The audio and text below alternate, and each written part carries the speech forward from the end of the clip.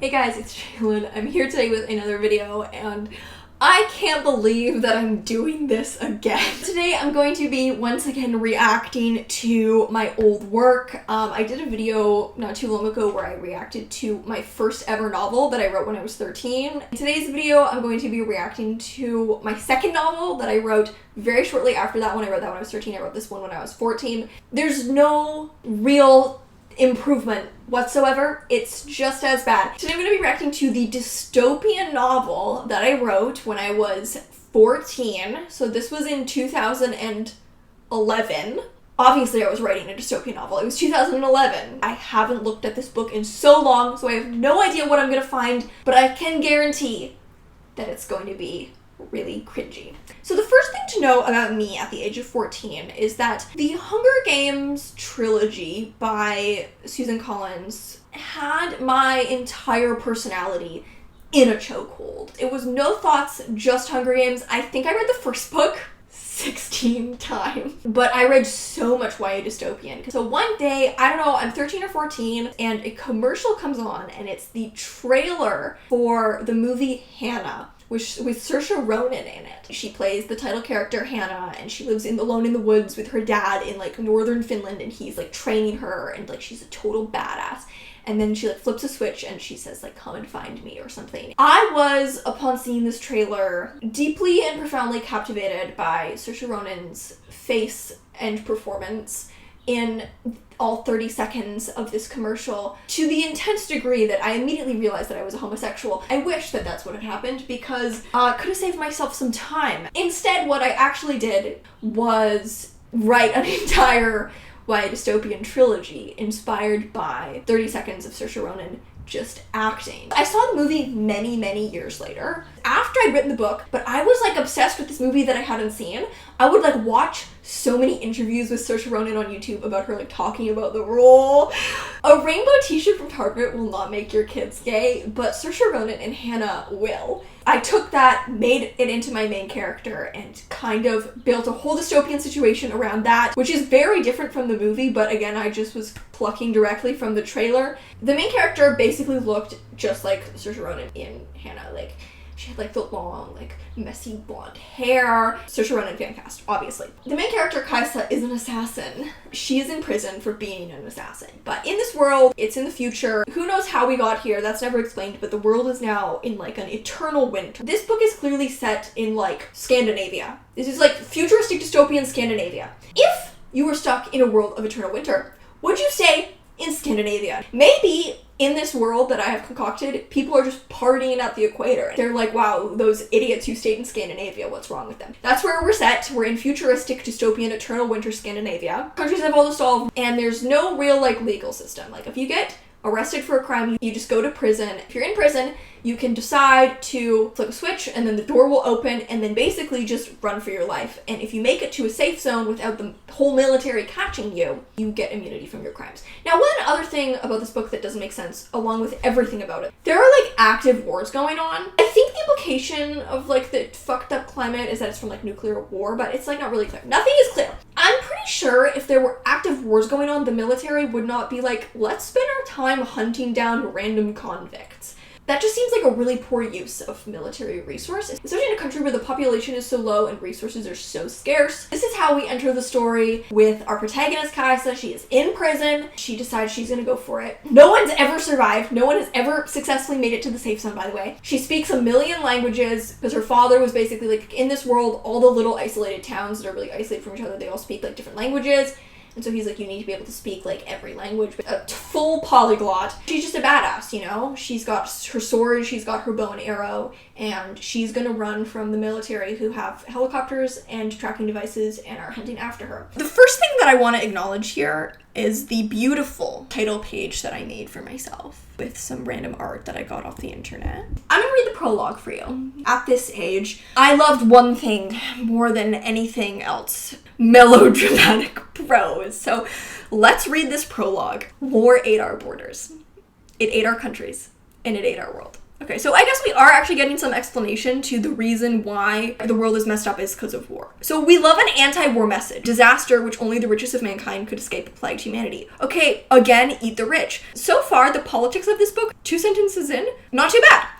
The war lasted many dozens of decades, but as our world fell silent once again, there was no world left for those who had survived. All that was left of our world was a freezing desert expanding for many thousands and thousands of miles, unlivable. Humanity was reduced to a few million people, but they could not survive in the wasteland their weapons had created. Would nuclear war cause eternal winter? No idea. But this is what happened in this book. The survivors then turned to the peaks of the Earth's continents where the rich had fled before the disaster. I don't really understand why you have to go north and south. I'm pretty sure if the world was frozen, you would go to the warmest point, not to the coldest points. But okay. In the unspoiled north, the land was still rich in snow-coated forest. It was almost untouched by the war. Okay, if you have like 100 years of nuclear war, I don't think anywhere would be untouched, but okay. But it was now plunged into a world of eternal winter for the weapons which changed our planet's ways. This is so far like nuclear weapons bad, the rich bad, climate change is real, and a threat. Like, okay, I was actually kind of popping off here. People converged on the north, and the rich who arrived before the disaster took into their hands the task of forming new nations, countries, and kingdoms rich with the many languages of the people who found refuge in these new lands. Of all these nations, one was the most powerful, guided by a powerful leader, Svenvara I. The Vara family remains the nation's reigning family to this date. Back in the day of our creation, our borders were without limit. They stretched to the ends of the earth. Our power could not be matched, not by an army of 10 million men. Centuries later, we were even more powerful. At the beginning of this, I was like, this is not in character, but it was government propaganda to talk about why his new country, Gallia, is the best and why they did so good creating such a great new country, which actually sucks as we see throughout the rest of the book. It's terrible and also not the most powerful. So then we cut to the protagonist's point of view. This is a story of our nation, Gallia, told in the very words of our king, Svenvara the Ninth. Our glorious nation is power beyond what is measurable, at least that's what they tell me. Oh my god, she literally knows it's propaganda. Like everything else the king tells us, this story is probably a lie. Okay, I kind of am not mad about this. I didn't realize how political this book was, because now that I'm getting to the first chapter, literally going on about like the prison industrial complex and how it's like designed to keep the poor in prison and uphold the status quo of the wealthy. Like, I'm sorry, it's baby's first socialism, absolutely. Not really an original thought happening here, but I'm actually kind of impressed. I'm gonna read the beginning because this is where the whole prison system is explained. I hate the first paragraph, but you will recognize it as the scene from Hannah. My fingers twitch impatiently inside my gloves. The box in front of me is beckoning. I hate this line so much. It's such a bad first line. Not the box exactly, but the button that adorns it. Just a small red button. I've been staring at it for 4 years. I was only 14 years old when I laid eyes upon it, but I've never pushed that button. If I had, I wouldn't be here. I'd be home. Home or dead. Probably the latter. Very unbelievable that she has been there for 4 years. I'm pretty sure in this prison system, which is like very bad prison, she would not be in a good physical state. So let's go into how the prison system works in this book. It's going to be really overly dramatic. It's odd how the prison system works because if you're poor, you have no chance. Girl, that's not odd. That's how it is. But okay. The king doesn't care about his lower class. When has a king ever? Which is everyone except nobles and of course the military.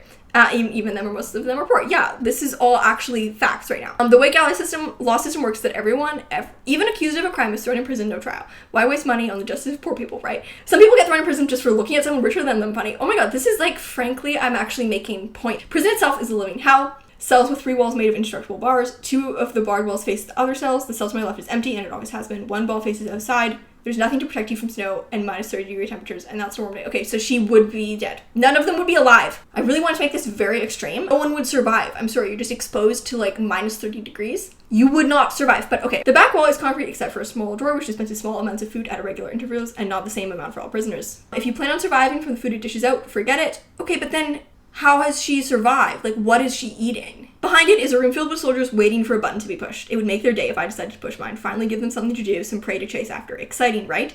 But it's the wall that faces outside that is most interesting. It's the wall with the button box on it. The way the button works, well, it's the backbone of the law system. Say you actually are innocent, or guilty for that matter, and you don't want to spend your life in prison. A thing that most people don't really want. So instead of a trial, you can opt to press the button and the door will swing open. Isn't that nice? My young writing, there's always this like kind of quippy tone that's trying to be sarcastic. Maybe not as nice as it first appears. As soon as you press the button, you run because the soldiers inside will be on your tail, except they have guns and you have only your wits. If you make it past the line, you're free. If they catch you, you'll be executed. The safe sign is no 100-meter sprint away though.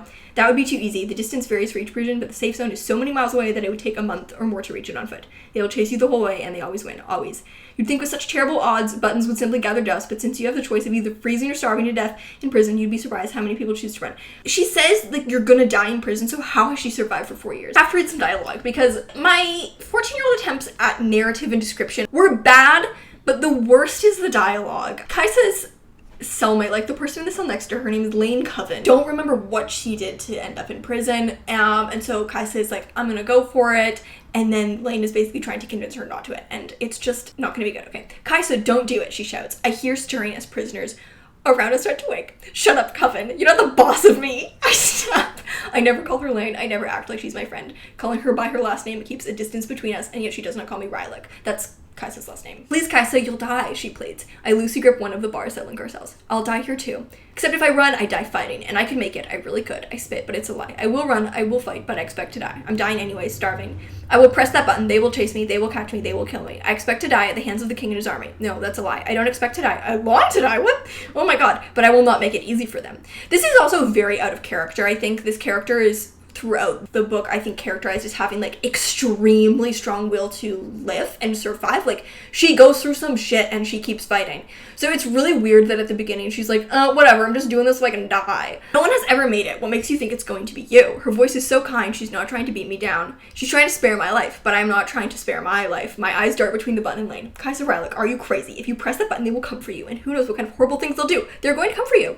I look at her for a few seconds before I hear 2 long beats signaling food is coming. It feels like so long since I've heard that sound. Small loaves of bread slide into each of our cells. Lane's is burnt on one side. I take my loaf in one hand and spin it around. Then I gently toss it to her. She stares at the bread for a moment. Don't you need this? She asks me eyes wide. Not where I'm going. Eat the bread. You're about to press a button that's going to make you have to run for your life while the military chases you. Take any sustenance that you can get. Kaisa, they're going to come for you, she warns, as if I don't already know it. I curl my fingers into a fist and spread them out as I push the button with the palm of my hand. I hear 3 loud beeps and a light flashes inside the button before the door swings open. Then let them come. This book has so much flashback in it, like ridiculous amounts of flashback. The backstory of her, like her dad teaching her how to hunt as a kid and her becoming an assassin, it was so much. And I think it's because in the fictive present, all I had was her walking through the snow. I had nothing else to carry it, and so I just was constantly going to backstory. This is the scene where she runs out of her cell, and me trying to write action at 14, hilarious. I spring for my cell. I feel just the same as the moment I won my first fight. Like, nothing in the world can defeat me. I have not run in a long time. My cell was 4 paces across, but every stride I take breathes a new strength into me. I've been in a cell where you can only walk 4 steps across, and it's so cold, and she's had no food. Like, she would have no muscle mass left on her. I narrow my vision. I am running across a frozen plain. Up ahead, 500 meters, very specific, away is a forest. If I can make it there, I will be safe. The forest is my target. They will not follow me in. They probably would. They will be forced to turn around and return later with even deadlier weapons. My feet pound the ground and my fists punch the air. The cold surrounds me and my heart pounds. I hear footsteps behind me, approaching rapidly. 3 soldiers wearing helmets with dark visors circle me. I raise my fist in anticipation. Oh, she's gonna actually fight them. This is funny. One dives forward. I fall and grab his knees, flipping him onto the ground. This is so unbelievable. Another one aims a gun at me, but it ends up firing some sort of net. Why wouldn't he just shoot her? They're trying to kill her. I'm able to jump out of the way and the net entangles the soldier I knocked to the ground seconds earlier. I begin to run away. 2 soldiers come up on the other side of me. They've learned not to jump at me from what I did to the last soldier. It's so funny that, like, they're just so useless. Well, they probably don't have any training, to be fair. He is a trained assassin. In a quick fluid motion, I pull the knife from the belt of the soldier on my left and send a kick to his stomach that sends him flying back. Honestly, badass. Carefully, I take aim and send the knife flying through the air, hits the older soldier in the arm, and blood instantly begins to gush from the wound. Okay, so then she's actually kind of smart. She searches her clothes, tracking devices, and puts one on a rabbit. What's interesting as I'm going through this book is I'm realizing how boring it is. This is a death game genre. Literally being hunted to the death. And it's just boring. Like, most of the book is just her walking. And then she goes hunting, and then she sells what she hunted, and then she keeps walking. And, like, that's most of the book. I'm not even stopping to read any of it because it's just the same shit over and over. We've gotten to the point in the backstory where, like, she's, like, recruited to be an assassin. So, like, her dad says, you have the skills to become an assassin, please don't do it. She's like, I promise that I will never do that. But then her dad dies, like, he gets murdered. She's, like, really struggling to provide for her and her younger brother. So she gets, like, recruited to be an assassin. And so this is the first time after she kills someone. She has this, like, really amazing melodramatic monologue where she, like, truly cries to night. I'm sorry, I call into night, into the forest and the trees. All 3 which keep me safe, but none of them could save me from this. The forest cannot save me from myself, from my future, from my past. But I'm not asking for forgiveness for who I've killed, but to the person I promised I never would. Father, I'm sorry. I begin to cry. My knees buckle and I sink deep into the snow, the cold swallowing me whole. I can feel my soul being ripped out of my heart as it's whisked away. I do not deserve it anymore. Somehow, I expected what purity was left in me to degrade slowly over time. Instead, it's been shattered with a single arrow. echo, as if it was my heart that was struck. That's actually kind of bars. You told me not to do this, but isn't this what you taught me to do? Isn't this what I was meant to do? Fight, fight, and kill and survive. I don't know what you want me to be. Please, please. I don't understand. The next morning, Ronan, that's her brother, walked into the kitchen shaking from cold and hunger. He's unaware of what I'd done, the tense hopping, and I tend to keep it that way. I do not want to lie to him, but I do not want to expose him to this thing I've become and to the things I've done. He isn't ready. He will never be ready, so I never tell him. I have to acknowledge this because you guys are going to make this connection. The brother's name is Ronan. This book is truly just a dedication, a shrine, an homage to Saoirse Ronan. I think that that's a beautiful thing. This is also really dramatic, but we have to read this. She gets attacked by a bunch of soldiers and she finds their log. They're talking about like their plans of how they're gonna catch her. Reads them and then she says this incredible monologue at the end. Well, you didn't catch me, did you? You underestimated me again. I hope they keep on underestimating me. Because by the time they've realized they've met their match, it will be too late. Staring at these papers, which may contain things about myself even I do not know, realize I barely know myself. But there are 3 that I can tell you with absolute certainty. Oh, this is giving Twilight. I am Kaisa Freilich. I'm 18 years old. I am a killer. It's really interesting how in the flashback she's really torn up about killing. In the fictive present, she like is so cold-hearted to it that like she doesn't even care. I'm desperate for anything to happen in this book other than she runs for a bit, the soldiers almost catch her, she somehow escapes, or they capture her but then she escapes being captured, and then she runs more. Like that's all that happens in this book over and over and over, and like she meets random characters episodically and then they part ways. Like that's the whole book. Meets this little boy named Leaf and they like become besties. It's very much like a Katniss Rue situation. So they travel together for a little bit, and he was in prison. He's like really young because his sister was in like a revolutionary group to like take down the king, but then they got caught. I know eventually Leaf is gonna die. Spoiler alert. Okay, Leaf dies. He gets blown up by a missile, which is really sad. Oh, she finds his pile of melted knives. I run until the sun has long set. I bring Leaf's pile of melted knives with me. They are heavy. They weigh me down, but the heaviness reminds me that all that happened wasn't a dream. It was real. And now the effects are real. Now I'll always have to live with the fact that Leaf is dead. That maybe I killed him because I had to destroy that factory. I had to burn it to the ground, and all it did was kill Leaf. I think she finds a factory that's making like weapons for the military or something, so she destroys it, and then I guess they like find them because of that. At night, I can't bring myself to sleep. Instead, I shoot into a tree, shooting my anger out through the wind arrows. This doesn't exist. I'd like to say, other archery faux pas, you would not shoot arrows into a tree because it would damage your arrows. Very, very precious commodity. She needs them to survive. It's hours until I'm calm enough to gather my arrows, climb a tree, and try to catch some sleep. I stare up at the sky through the branches, and there's color to the sky. I haven't seen this in a long time, since the sky was blocked by prison roofs, and this is the first time I've seen color in the night sky since the start of my run. Northern lights, ribbons of pinks and greens stretched among the stars. It is beautiful, but my eyes drift past that. Maybe I should see these colors are nature's tributes to Leaf, a way of remembering. Instead, anger carves a hollow in my heart, because all I can think of is that the sky is celebrating his death. Damn! She gets captured again. Classic. This has only happened 8 times. How's she gonna get out of it this time? I don't know. Runs into Lane. Wait, how does this happen? Let's find out how this happened, because I need to know. She's shivering. Her voice stutters as she speaks. Kaisa? Yeah, it's me. Maybe I don't show it, but I'm shocked as her. How did a weakling like Lane come and make it this far? Wow. You're still alive? She asks, her teeth chattering. No wonder she's freezing. A render's uniform won't do anything against the cold. How is she not frozen to death? Well, I'm standing here, aren't I? Yeah, I guess. Your food is burning, she says quietly, eyes darting behind me in the food. We have a dream sequence. Let's read this dream sequence. So right now, she's freezing to death. Don't know how she got in this situation. I have a most unusual dream. It's no memory. Instead, I'm dreaming of rain. I'm standing outside and the rain is pouring. The clouds blotting out the sky. The rain falls in heavy sheets and I stand in the middle of a clearing. Yet I stay completely dry. Not a single bead of water touches me. It seems like a miracle. I'm looking up at the skies and laughing. The beauty is shattered though. I realize that I'm thirsty, dying of thirst. I cut my hands, reaching out for the water, but the rain evaporates inches from my hand. Now the thirst is taking hold of me. My knees buckle and I sink into the ground. The rain keeps falling loudly, so loudly I can't even hear myself begin to cry. The tears rain down from my eyes, but when they touch the earth, they sizzle up and are gone. I collapse onto the ground, and grass sprouts around me, covering the entire vast expanse. Rain still falls, but I'm blocked by an invisible bubble. I die there, yet I am not sad, because it is a beautiful place to die. And off in the distance, a child is whispering a poem. And then we get the poem. Are you ready? I used to write a lot of poetry around this time, and I actually did write this whole poem, and it was a whole poem, and I clearly just thought it was a great poem. That's why it's here. So we get one verse of this poem. Vast expanse, with its rain pounding down, like a traveler, left behind in winter. And the voice whispers that one verse over and over, until I die. Of course she doesn't die, because it's not the end of the book. I don't know how she figured this out. I missed this part of my scrolling. But she says to Lane, by the way, I know that you were sent here to find me. I whisper into her ear before walking away. She looks like she's seen a ghost. Let's see if we can get this explanation. I'm very interested to know what's going on because I bet it's going to be whack. Please don't kill me, she whispers. Please. Why do you think I'm going to kill you? I ask, pacing in front of the fire. They told me about you. They told me what you can do, what you've done. She shakes, voice quivering. Why did you help them? I snap. How is it at all beneficial to you to betray a fellow runner? No, you don't get to talk. She just asked her questions, and then she's like, no, don't answer. Guys, I'm sorry they made me do it, she screams. They forced me. Did they? I sit back down. She nods, sobbing. I'm sorry, she cries, her whole body rattling with tears. I'm so sorry.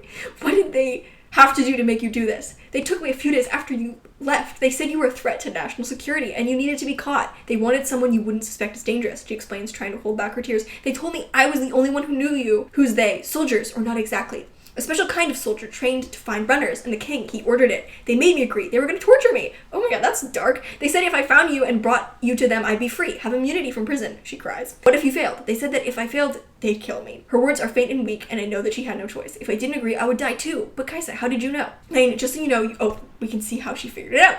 Just so you know, you have a scar on your collarbone from where they injected you with a tracker. Wherever you go, they will always find you, I say coolly. What?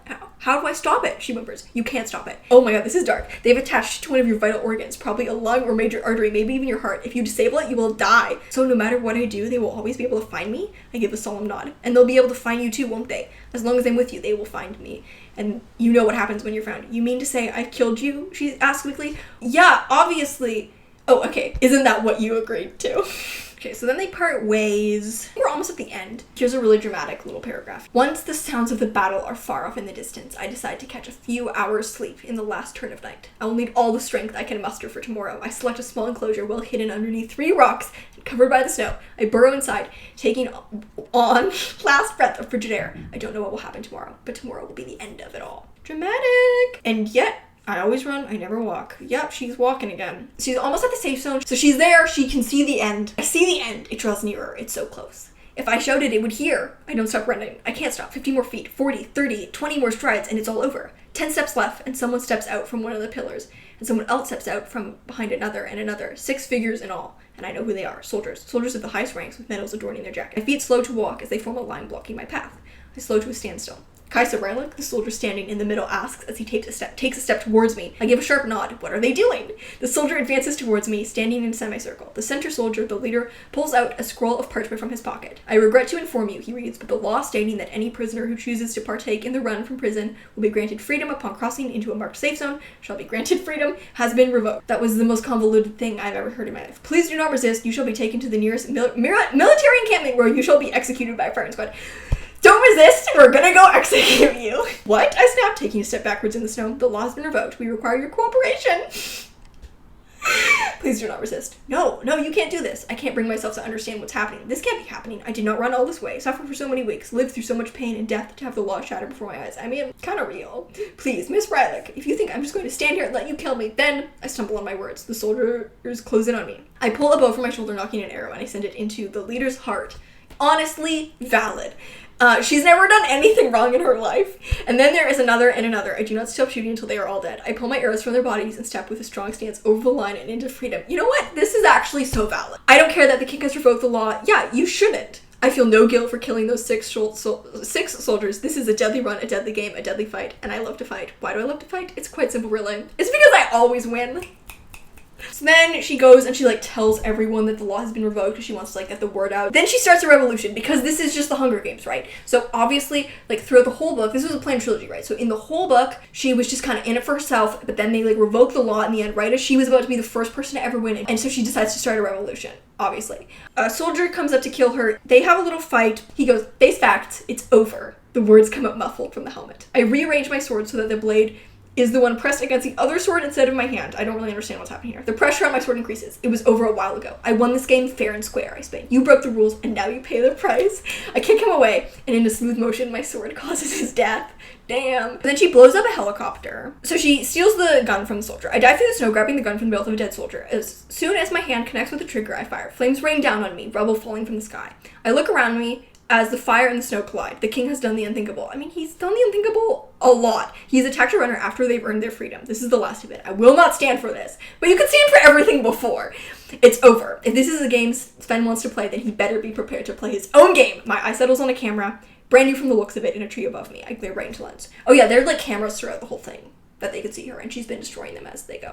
You think you scare me? I'm not afraid of you. You think you can kill me? Look around you. Look what I've done. And I'll do it again. I'll kill every soldier you send my way. I ignite an arrow in a pile of rubble at my feet. If you want war, then this is war. You hear me? This is a revolution. I scream with a vengeance for all who died at his hands and send a flame right into his mechanical eye. She has done nothing wrong. She walks more and eventually she gets to her town. She finds that her brother is not there because he left to go find her. I'm gonna read the last paragraph because the last paragraph is gonna be really melodramatic. I cried when my mother died. I remember it well. I cried and cried because I could. But when my father died, I did not cry. Why? Why did I not cry when the most important person in my life was killed in front of me? It's because that's when the fight began. My fight began that very instant, because in seconds my life was hanging on my shoulders and not someone else's. All of a sudden, I had to be the strong one. There was no one to be strong for me. I've been fighting ever since then. There have been other fights since then, little fights that didn't change anything whether I lost or won, and then there have been the more important fights where my life was in the balance. I have not stopped fighting since then, and I will not stop fighting for a long time. My face is turned towards home, my back to the unknown, and neither seems inviting right now. Neither battle seems worth fighting, but that doesn't mean there is a choice. There are millions more battles to fight before I die. You have a strong heart. That's something that her father used to always say to her. At times I've wondered if it is true, but I know it is. I know it's true because my father did not lie, not once. It's not time to stop fighting, not time to stop running. I've started a battle and I need to finish it, because a strong heart fights until the end, and I will not let my father's words turn into a lie. I stand strong in the frigid winter air. I turn around and start to walk back to the place from which I came. The main thing that stood out to me as I was scrolling through this book is that it was actually really hard to find any excerpts to read because it was just the same thing over and over. Literally the whole book was just her walking through the snow. And then she fights some soldiers and then she walks through the snow. That's broken up with her meeting random people along the way who are present for like a chapter or two. There's no actual escalating plot, despite the concept being like a dystopian Death Games military predator-prey hunt to the death. It's actually a really, really boring book. I have to respect the anti-military sentiment that's going on here. This book really said the military is bad, the cops are corrupt, and the prison-industrial complex. It would kind of be impossible to write the book otherwise because the antagonist is the military. However, terrible book. Terribly written action, just the same thing happening over and over. Completely illogical, unbelievable, and fully implausible and impossible. Nothing makes sense whatsoever in the logistic sense. World building doesn't make sense. Plot logistics doesn't make sense. This character, an unbelievable human being, but the most typical character that a 14-year-old would write. Assassin, huntress, being hunted by the military, who speaks like 20 languages and is skilled with every kind of weapon, and is a sassy bitch. A believable character with believable psychology, never at any point. I had a concept that was primed for so much conflict, and I managed to make it incredibly boring and repetitive. I actually have had so much fun reading my old work. I think it's just so funny to look at your old writing and see the things that you thought were cool and interesting and original and made so much sense, and looking back were none of those things. So that's all for this video. Thank you guys so much for watching, and I'll see you in another video. Bye!